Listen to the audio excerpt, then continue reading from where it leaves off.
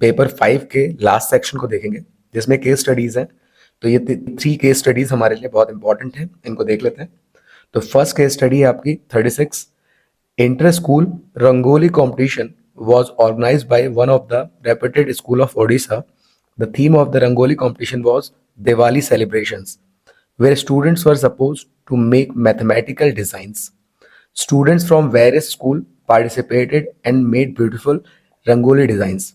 One such design is given below. Okay यहाँ पे inter school rangoli competition की बात करी गई है उड़ीसा के एक स्कूल की, जहाँ पे डिफरेंट काइंड ऑफ रंगोली बनाई गई है। तो एक रंगोली का डिजाइन आपको यहाँ पे बताया गया है। ओके, डायरेक्टली हम इस क्वेश्चन को ऐसे समझ सकते हैं। अब यहाँ पे जो हमारा मेन चीज है वो यहाँ दे रखा है नेक्स्ट लाइन में, rangoli is in the shape of square marked as ABCD, side of square being 40 centimeter, each corner of square a quadrant of circle radius 10 centimeter is drawn, also circle of diameter 20 centimeter is drawn inside the square. Okay, अब यहाँ पर अगर आप ध्यान से देखें तो यहाँ पर आपको एक स्क्वायर शेप का रंगोली दिखा रखा है जिसका नाम है ABCD, और इसके जो साइड है यहाँ पर आपको 4 क्वाड्रेंट्स दे रखे हैं। क्वाड्रेंट्स मतलब 1/4 पार्ट ऑफ सर्कल, और बीच में एक सर्कल और दे रखा है। ठीक है, तो ये हमारा प्रॉपर एक डिजाइन है। अब आपको इसके अकॉर्डिंग आंसर करना है। तो पहले पार्ट में आपसे पूछा गया है what is the area of square ABCD। ठीक है, तो मैं इस डायग्राम को प्रॉपर तरीके से बना देता हूँ और सारी वैल्यूज को लिख देता हूँ। तो पहले देखिए यहाँ पर आपको एक स्क्वायर दे रखा है, ये स्क्वायर है हमारा ABCD। साइड ऑफ स्क्वायर आपको दे रखी है जिसको हम A से दिखाएंगे 40 सेंटीमीटर। ओके, ये साइड आपको 40 सेंटीमीटर दे रखी है, और इसके जो कॉर्नर है यहाँ पर क्वाड्रेंट बना हुआ है। तो क्वाड्रेंट हमारे हैं 4 क्वाड्रेंट, क्वाड्रेंट होता है 1/4 पार्ट ऑफ सर्कल। तो इसका जो रेडियस दे रखा है 10 सेंटीमीटर है, और बीच में एक सर्कल है, और इस सर्कल का जो डायमीटर है वो दे रखा है 20 सेंटीमीटर। ओके, तो अगर हम डायमीटर को सॉल्व करें तो इसका रेडियस भी हमारा आ जाएगा आपका 10 सेंटीमीटर। ओके, तो देखिए सेम ही रेडियस आ रहा है इन क्वाड्रेंट्स का भी, और बीच में जो सर्कल है इसका रेडियस भी हमारा बिल्कुल सेम आ रहा है। तो मतलब ये जो क्वाड्रेंट है हमारे, ये 4 क्वाड्रेंट्स, ये मिलके भी सेम सर्कल बनाएंगे। ओके, तो सेम ही सर्कल की बात करेंगे। ओके, तो ये आपस में इक्वल ही है। ओके, तो मैं पहले ही इस पॉइंट को यहाँ पे क्लियर कर ले रहा हूँ जिससे हम बाद में यूज कर लेंगे। ओके, तो अब पहला जो पॉइंट आपसे पूछा गया है what is the area of square, तो स्क्वायर का एरिया निकाल देते हैं। तो एरिया ऑफ स्क्वायर ABCD, तो स्क्वायर का एरिया क्या होता है हमारा, साइड स्क्वायर। ओके, तो साइड स्क्वायर मतलब साइड दे रखी है 40 का स्क्वायर किया तो ये जाएगा हमारा 1600 सेंटीमीटर स्क्वायर। ओके, तो पहला आंसर हमारा हो चुका है, काफी इजी था। सेकंड में हमसे पूछ रखा है find the area of circle. अब एरिया ऑफ सर्कल हमसे पूछ रखा है, तो एरिया जो होता है सर्कल का वो होता है आपका πr²। ओके, पाई की वैल्यू बताई नहीं है तो 22/7 ले लेंगे। रेडियस हमें दे रखा है 10, तो 10 2 टाइम्स हो जाएगा, स्क्वायर था। सॉल्व करेंगे तो 22 और 2 जीरो है आगे, 10 10 100 हो जाएगा, तो 2200/7 सेंटीमीटर स्क्वायर। ओके, अब अगर आप इसको सॉल्व करते हैं तो इसका एक और आंसर हो सकता है पॉइंट में, ये हो जाएगा आपका 314.28 centimetre square. Okay, I hope इतनी बात क्लियर होगी। नेक्स्ट पार्ट की बात करते हैं अब यहाँ पे, थर्ड पार्ट में क्या रखा है, if the circle and 4 quadrants cut off from the square ABCD and removed, find the area of remaining portion of the square ABCD। अब यहाँ पे क्या रखा है, अगर हम इन जो 4 क्वाड्रेंट्स हैं इनको रिमूव कर दें। ओके, ये जो 4 क्वाड्रेंट्स हैं इनको हटा दिया जाए। 4 क्वाड्रेंट हटाने का मतलब एक सर्कल हटा दिया जाए और बीच वाला सर्कल हटा दिया जाए, तो बचे हुए पार्ट का एरिया कितना होगा। तो रिमेनिंग पार्ट कौन सा है, ये वाला पार्ट है। ओके, तो रिमेनिंग पार्ट कैसे निकलेगा, ये जो स्क्वायर का एरिया है उसमें से हम 2 सर्कल माइनस कर दें, कॉमन सी बात है, 4 क्वाड्रेंट मतलब एक सर्कल और बीच का एक सर्कल। ओके, सेम सर्कल है इसलिए हम इसको 2 टाइम लिख सकते हैं, 2 times.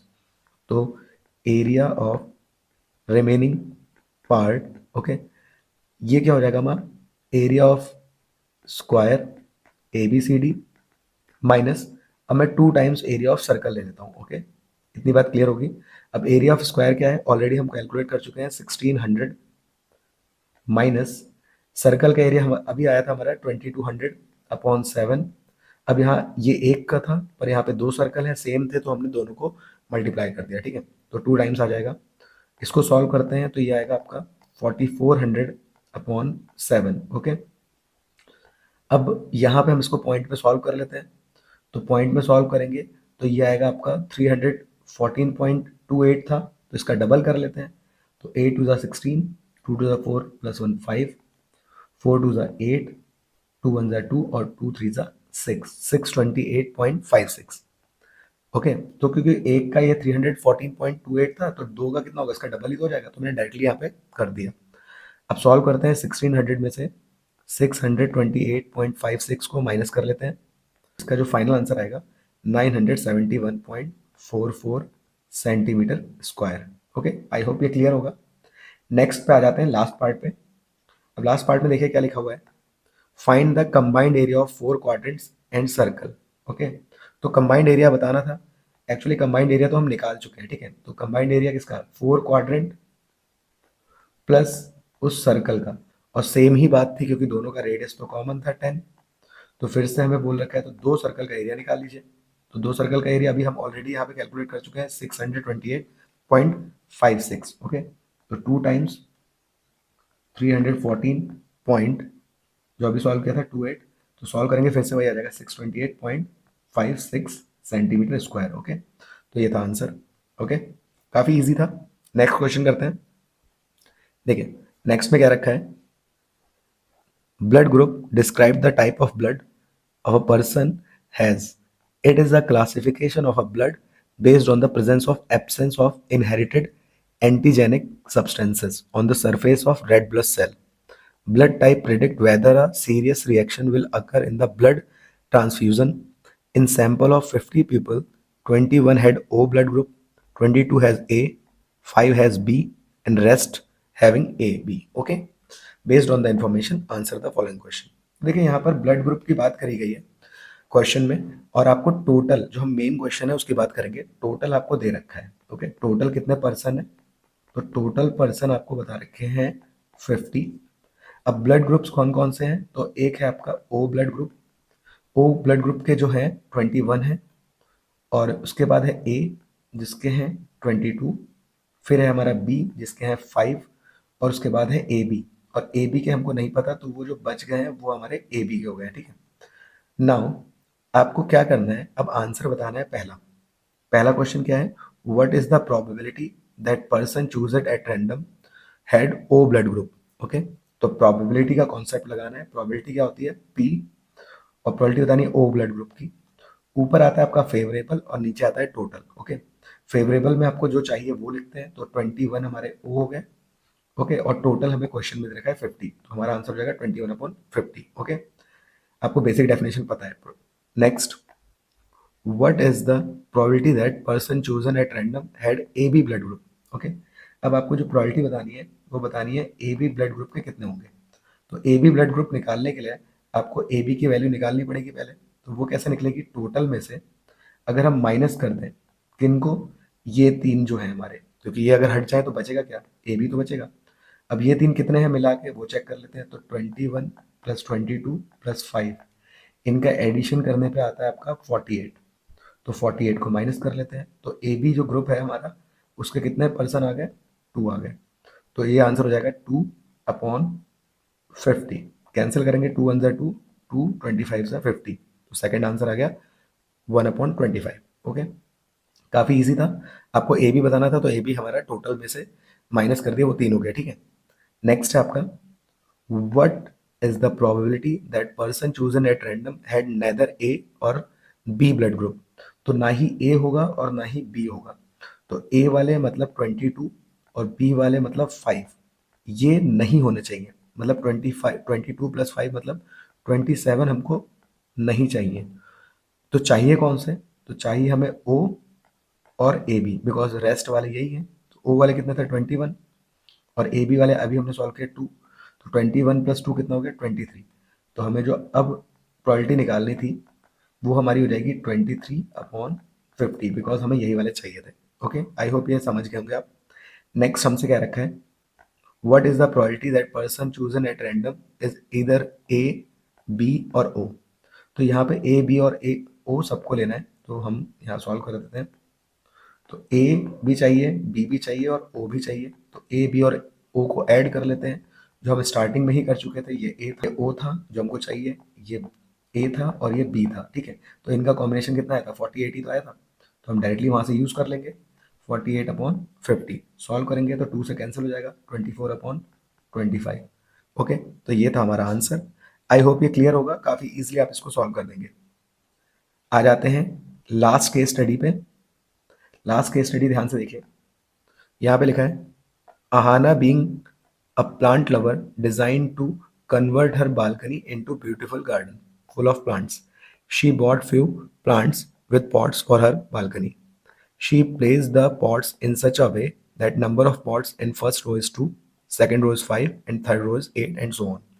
Based on the information, answer the following question. तो यहाँ पे आहाना है एक कोई लड़की जो कि अपनी बालकनी में पॉट्स को अरेंज कर रही है इस तरीके से कि उसका जो गार्डन है पूरा पॉट से भर जाए, ठीक है। तो उसने अरेंजमेंट कैसे कर रखा है, पहली रो में 2 पॉट्स लगाए हैं, सेकंड में 5 और इसके बाद 8। ओके, इस तरीके से इस मैनर में इसने पॉट्स को लगा रखा है। जो ये है, ये केस स्टडी हमारी एपी की है, ओके, अरिथमेटिक प्रोग्रेशन की, चैप्टर 5। ओके, तो इसमें जो हमारा अरेंजमेंट बन रहा है वो बन रहा है पहले रो में 2, नेक्स्ट में 5 एंड लास्ट में 8 एंड सो ऑन। ओके, तो एपी बन गई है। पहले वाले नंबर को हमें पता है क्या बोलते हैं, ए बोलते हैं। डी हमारा होता है कॉमन डिफरेंस, जो इन दोनों को माइनस करके आ जाएगा, या आप किसी को भी माइनस करें कॉमन ही रहता है वो। तो 5 में से 2 को माइनस किया, कितना आ गया, 3 आ गया। तो पहले आप ये वैल्यूज लिख लीजिएगा। अब आंसर देखिए क्या करना है। तो सबसे पहला पार्ट था find the number of pots placed in 10th रो। अब यहाँ पे क्या रखा है, जैसे पहली रो में 2 है, दूसरी में 5 है, तीसरी में 8 है, ऐसे जाते जाते 10th रो में कितने होंगे, 10th रो मतलब A10, बिकॉज पहला A1 होता है, दूसरा A2 होता है, A3, ऐसे करते करते A10 पे क्या होगा। ओके, 10th बोला है, तो जब TH करके दे तो आप A10 निकालेंगे। फॉर्मूला आपको पता है A+n-1 × D, तो जब वहाँ रखते हैं तो एक नंबर कम हो जाता है, तो 9D। ए की वैल्यू आपने बता दी थी 2, डी की वैल्यू है 3, तो सॉल्व करेंगे तो 9 3 27 + 2 29। तो पहला आंसर आ चुका है, first answer. Okay, second question देख लेते हैं। सेकंड में क्या रखा है, find the difference in the number of pots placed in 5th row and second row. Okay, तो 5th रो और सेकंड रो, तो 5th रो में A5 होंगे और 6th रो में, सेकंड रो में A2 होंगे। इनका डिफरेंस, डिफरेंस मतलब होता है माइनस। ओके, सम का मतलब प्लस और डिफरेंस का माइनस। तो A5 अगर हम सॉल्व करें तो A+4D, और A2 को सॉल्व करें तो A+1D। देखिए, अगर बाहर माइनस है ना तो ब्रैकेट जरूर लगाइए, ध्यान रखेंगे जब भी हमारे 2 या 2 से ज़्यादा वेक्टर खोलेंगे तो हम इसको, अगर माइनस है तो ब्रैकेट जरूर लगाएंगे। ये बात आपको बहुत ही ध्यान रखनी है हर जगह पे, ठीक है। अब वैल्यू रख देते हैं इसको, उससे पहले इसको सिंप्लीफाई कर लेते हैं। माइनस प्लस माइनस, यहाँ भी माइनस प्लस माइनस। ओके, देखिए माइनस ए और प्लस ए कैंसिल हो गया, 4D में से 1D माइनस करेंगे तो 3D आएगा। डी की वैल्यू आपके पास थी 3, तो 3 3 ज़ा 9 आंसर आ गया। ओके, आप अलग से भी इसको A5 और A2 को सॉल्व करके कर सकते हैं माइनस, तब भी आंसर सेम आएगा, ठीक है। तो बट मैंने यहाँ पे सॉल्व कर दिया एक साथ। ओके, अगर माइनस में आपको प्रॉब्लम होती है तो आप अलग अलग भी सॉल्व कर सकते हैं। सेकंड पार्ट होने के बाद आप थर्ड पार्ट करते हैं। थर्ड पार्ट में देखिए क्या लिखा हुआ है। थर्ड पार्ट में क्या रखा है आपसे, if Ahana wants to place 100 pots in total, then find the total number of rows formed in this arrangement. अब इस क्वेश्चन में आपसे क्या रखा है, अगर Ahana 100 पॉट्स लगाना चाहती है टोटल, ठीक है, तो SN की वैल्यू आपको दे रखी है 100 और आपको बताना है कि कितने नंबर ऑफ रोज होंगे इस अरेंजमेंट में। तो N की वैल्यू निकालनी है, तो यहाँ SN का फॉर्मूला लगाना है, ध्यान रहे। SN का फॉर्मूला होता है N/2 2A plus n-1 × D। Okay, ये वैल्यू हो गई 100 इक्वल्स टू N/2। N की वैल्यू निकालनी है 2, A की वैल्यू है 2, N हमारा फाइंड करना है और D की वैल्यू है 3। ओके, इसको सॉल्व कर लेते हैं। तो यहाँ से 2 डिवाइड से इधर जाएगा मल्टीप्लाई में, तो ये हो जाएगा 100 × 2 इक्वल टू N, 2 2 ज़ा 4 प्लस, अब यहाँ 3 को पहले मल्टीप्लाई कराएंगे, 3 का N से कराई 3N, फिर इसकी कराई तो माइनस 3 1 ज़ा 3। ओके, नाउ ये हो जाएगा 200।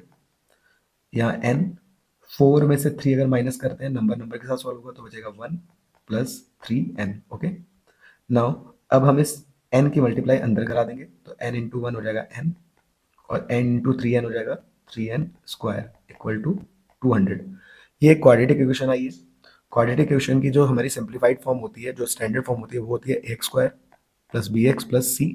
ओके, तो इस फॉर्म में लिख देते हैं। तो पहले स्क्वायर वाला टर्म पॉजिटिव है तो ये सही जगह पे है, फिर नेक्स्ट आपका n वाला टर्म, नंबर को आप इधर इक्वल से इधर लाएंगे तो माइनस का साइन हो जाएगा, ध्यान रहे, ठीक है।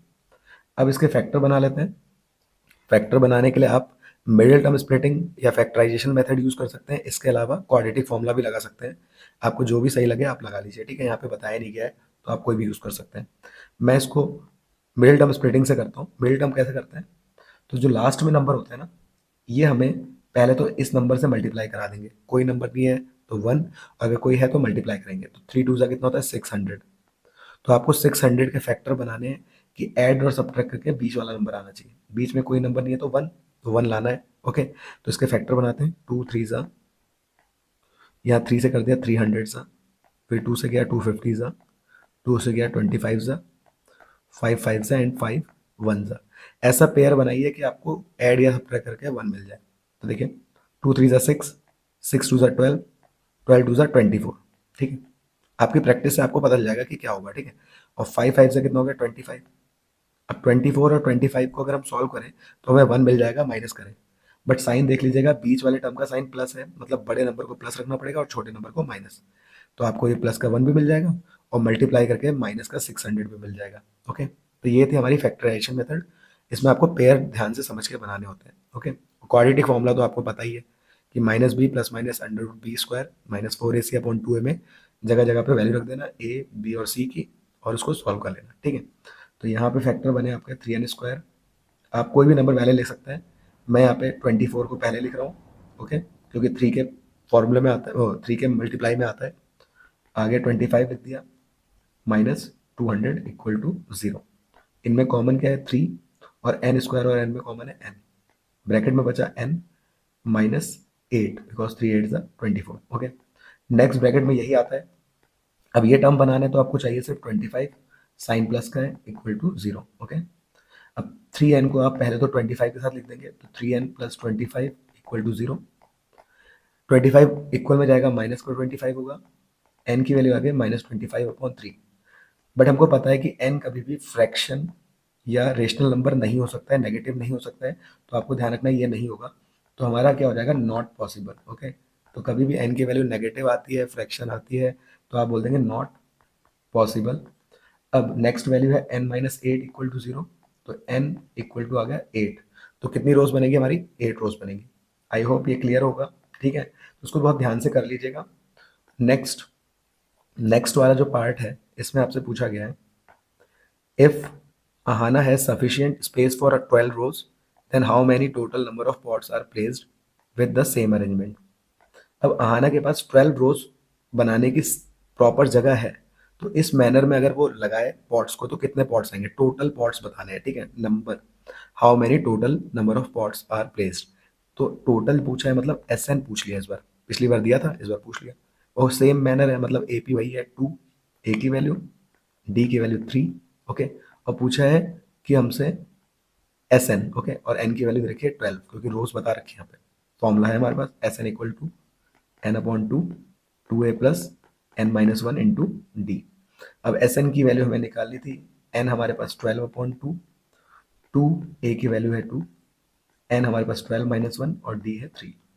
2 से 6 12 कट गया 6 टाइम्स, 2 2 4, 12 माइनस 1 होता है 11, 11 की 3 से मल्टीप्लाई करेंगे 33। अब 33 प्लस 4 होता है हमारा 37। इन दोनों की मल्टीप्लाई कराइए तो 222 आ जाएगा, ठीक है। तो यहाँ पर आपके पास चॉइस थी आप किसको करते हैं, तो ये आप पे है। बट ये थर्ड वाला जो सेकंड वाला है इसका और वाला पार्ट, वो ज़्यादा इजी पड़ेगा आपके लिए, क्योंकि यहाँ पे आपका डायरेक्टली सॉल्व हो जाएगा। तो सोच समझ के करिएगा, ओके। क्योंकि अक्सर जब भी SN दिया हो और n निकालना हो तो आपकी जो बनती है क्वाड्रेटिक इक्वेशन बनती है, तो देख लीजिएगा, ठीक है। तो सभी क्वेश्चंस आपके क्लियर होंगे। फिर भी अगर कोई डाउट रहता है तो कमेंट्स में ज़रूर पूछिए और हमें सपोर्ट कीजिए। मिलते हैं नेक्स्ट इंपॉर्टेंट क्वेश्चन के साथ। Okay, take care, all the best, thank you.